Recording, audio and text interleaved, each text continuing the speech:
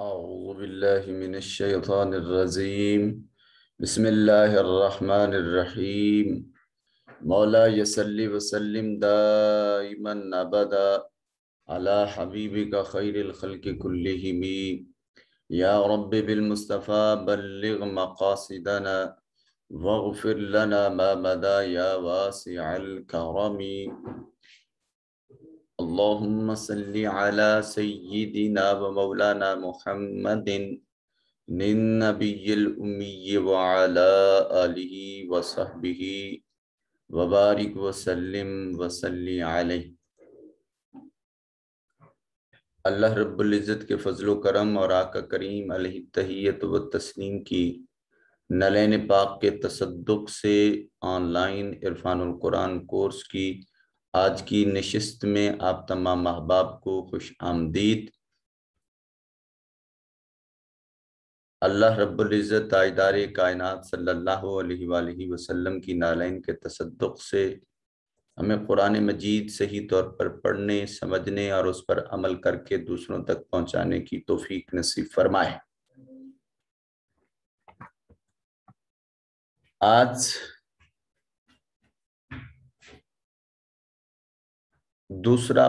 چوتھا پارہ اور اس کا دوسرے رکوع کا دوسرا حصہ، یہ ہمارا موضوع بحث ہے۔ مخارج کا بیان تصاویر کی صورت میں یہ مکمل ہو چکا۔ اس کے ساتھ یہ حدیث پاک مسلمان کے حقوق، یہ ہم کل پڑھ چکے تھے۔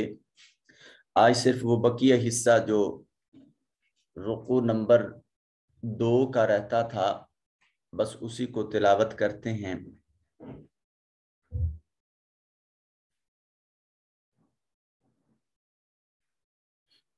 یہ یہاں تک ہم نے پڑھا تھا، آئیے آگے تلاوت کرنے کا اعزاز حاصل کرتے ہیں۔ بسم اللہ الرحمن الرحیم۔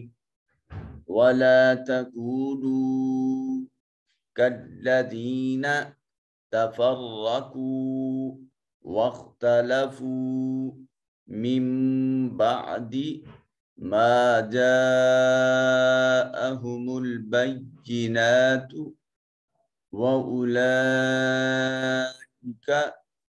لَهُمْ عَذَابٌ عَظِيمٌ۔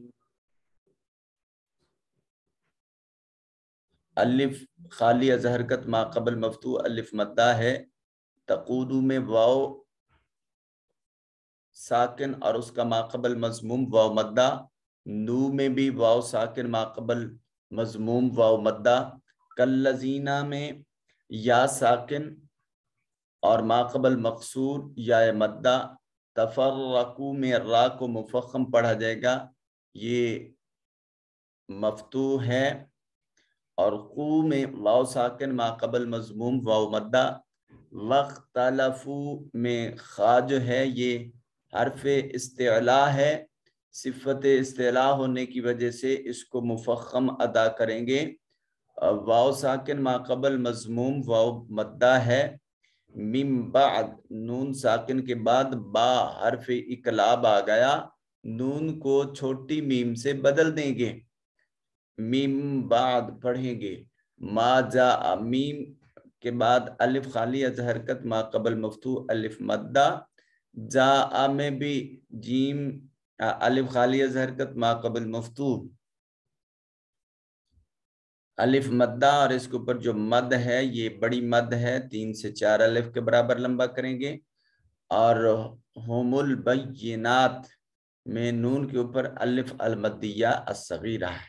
وَأُولَئِكَ میں لام کے اوپر الف المدیہ صغیرہ ہے اور اسی کے اوپر مد ہے جس کو 3 سے 4 الف کے برابر لمبا کریں گے۔ اور لہم میں میم ساکن کے بعد نہ با ہے نہ میم ہے، لہذا میم کو ظاہر کر کے پڑھیں گے اور اس کو اظہار شفوی کہا جائے گا۔ عذاب عظیم میں با کے اوپر تنوین ہے، نون تنوین کے بعد عین حرف اظہار میں سے، لہذا نون کو یہاں ظاہر کر کے پڑھیں گے۔ عظیم میں یا ساکن ما قبل مقصور یا مدہ ہے۔ آئیے آگے میں تلاوت کر دیتا ہوں اور آپ اس پر قوانین اپلائی کر لیجئے گا۔ یوم تبید وجوہ وتسود وجوہ فأما الذین اسودت وجوہہم اکفرتم بعد ایمانکم فذوقوا العذاب بما کنتم تکفرون وَأَمَّا الَّذِينَ ابْيَضَّتْ وُجُوهُهُمْ فَفِي رَحْمَةِ اللَّهِ هُمْ فِيهَا خَالِدُونَ۔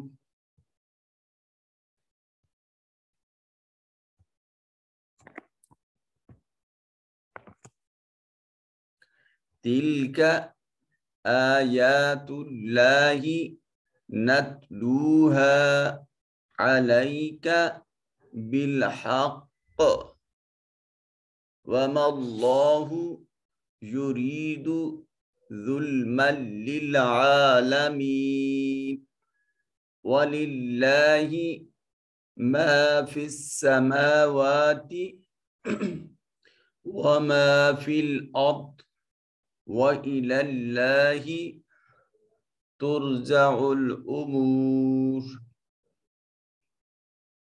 آئیے چلتے ہیں اس کی حصہ گرامر، ترجمہ اور تفسیر کی طرف۔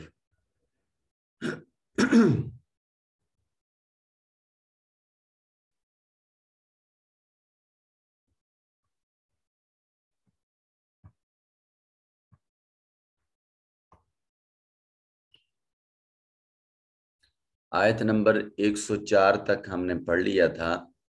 آج ہم نے آیت نمبر 105 سے پڑھنا ہے۔ وا اور لا تکونو تم نہ ہو جانا، فل امر فل امر ہے، تم فل نہیں ہے، تم نہ ہو جانا، کالذین ان لوگوں کی جیسا، کاف جیسے، الذین جو لوگ، تفرقو فرقا یفرقو تفرقو یفرقا یفرقو تفرقو جنہوں نے تفرقہ ڈالا، واختلفو اور جنہوں نے اختلاف کیا، من بعد اس کے بعد کہ ما جاءہم البینات کہ ان کے پاس روشن دلائل آ گئے، واضح نشانیاں آ گئیں، وَأُولَئِکَ اور وہی لوگ، لہم ان کے لیے، عذاب عظیم بڑا عذاب ہے، مرقب توصیفی، عذاب موصوف، عظیم صفت، موصوف صفت ملا، مرقب توصیفی بنا۔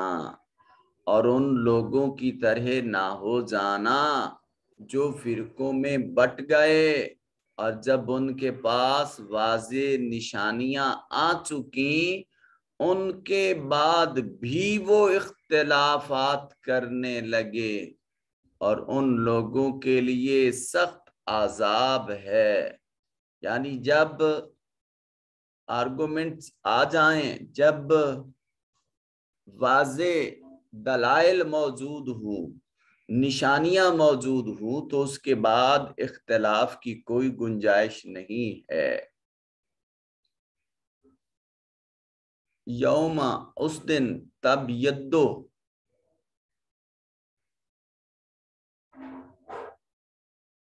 ابیدہ یبیدو سے ہے، تبیدو سفید ہوں گے، وجوہ چہرے، اس دن کئی چہرے سفید ہوں گے، وتسود اور سیاہ ہوں گے، وجوہ کئی چہرے، جس دن کئی چہرے سفید ہوں گے اور کئی چہرے سیاہ ہوں گے، فَأَمَّا الَّذِينَ بس وہ لوگ، الَّذِينَ جو، اسودت وجوہ جن کے چہرے سفید ہوں گے،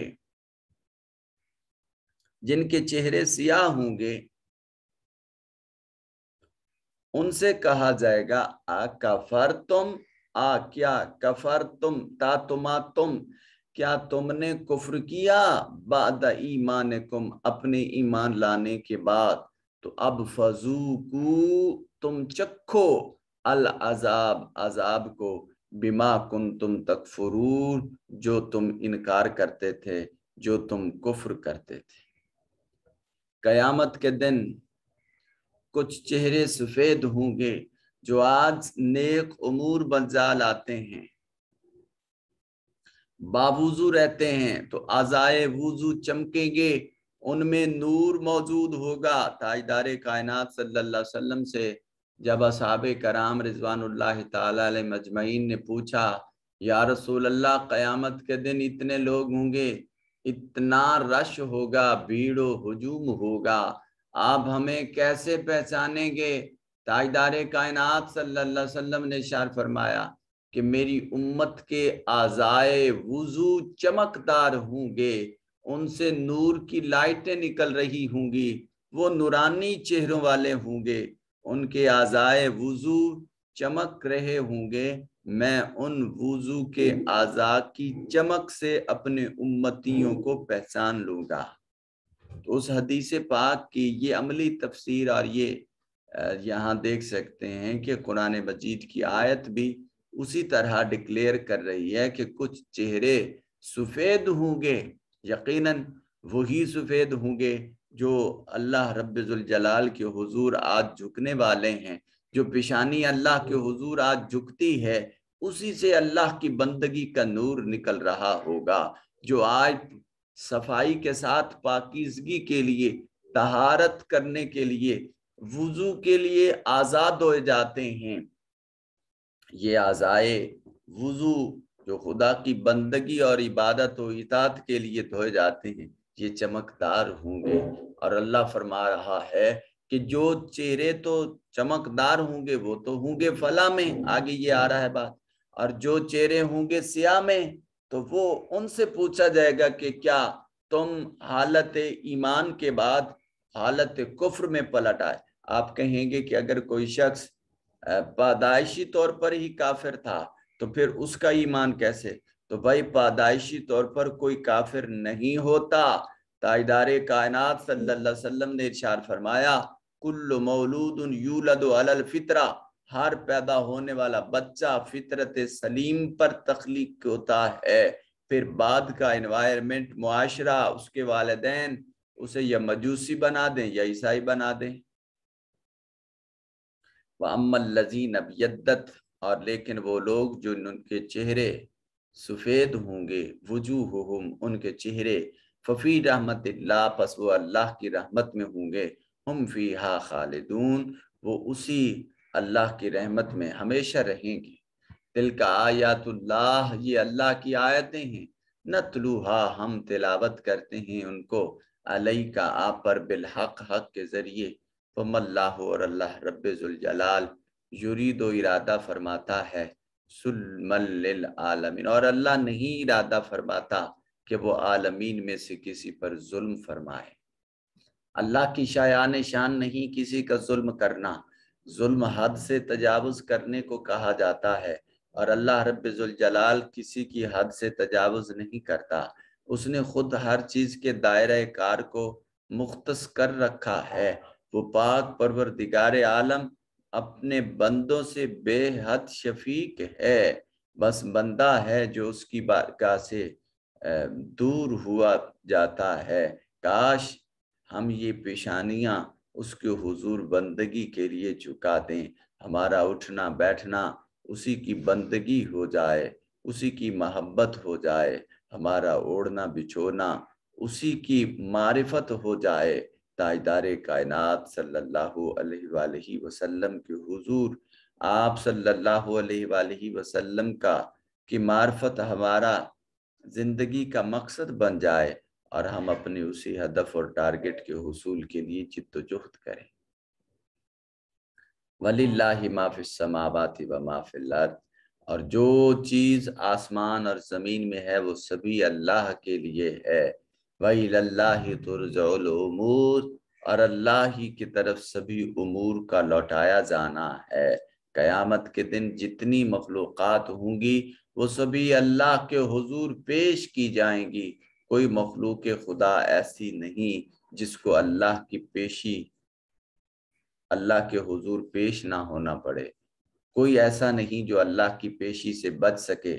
تو جب اللہ کے حضور اعمال کا حساب دینا ہے تو اس بات کو ذہن اور قلب میں پختہ کر لیجئے۔ بس ہر لمحے جب یہ خیال ہو کہ اللہ کو حساب دینا ہے، وہ دیکھ رہا ہے، تو بہت سارے اعمال ایسے ہیں جن میں اخلاص خود بخود پیدا ہو جائے گا، للہیت بھی خود بخود پیدا ہو جائے گی۔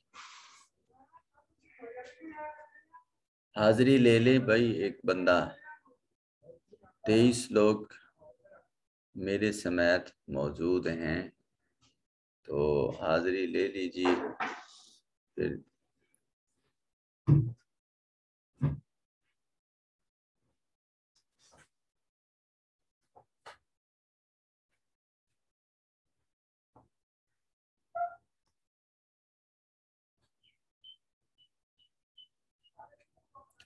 اللہ رب ذوالجلال آپ تمام احباب کی اس حاضری اور کاوش کو قبول فرمائے، آپ کا ذوق سلامت رکھے۔